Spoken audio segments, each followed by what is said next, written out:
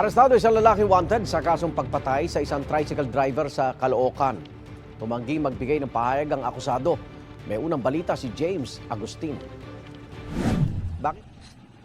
Pinuntahan ng mga operatiba ng Northern Police District Special Operation Unit ang bahaging ito ng Barangay 176B sa Bagong Silang, Caloocan. Inabutan nilang nakasakay sa tricycle ang target ng kanilang operasyon.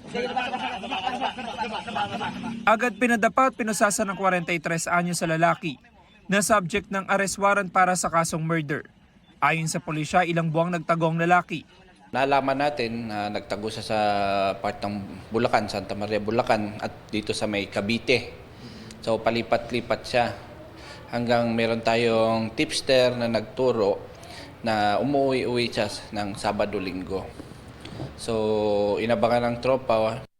Sa imbestigasyon, pinagbabaril umano ng akusadong 44 anyos sa lalaking tricycle driver sa Bagong Silang noong Disyembre 2024. Inalam pa ang motibo sa krimen.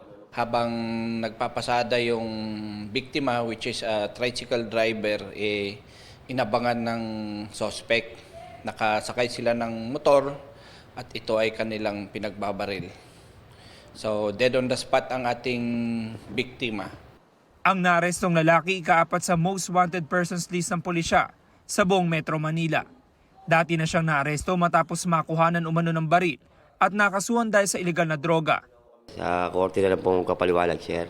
Pero alam niyo po may arrest warrant lang sa inyo. Opo, sir. Kayo po ba yung nagtago? Hindi naman po, sir. Baliw, natatakot lang ako ma-hold. Gusto ko sanang harapin yan, sir. Nakapag-return of warrant na ang pulisya, tinihintay na lang ang commitment order mula sa korte. Ito ang unang balita. James Agustin para sa GMA Integrated News. Igan, mauna ka sa mga balita, mag-subscribe na sa GMA Integrated News sa YouTube para sa iba't ibang ulat sa ating bansa.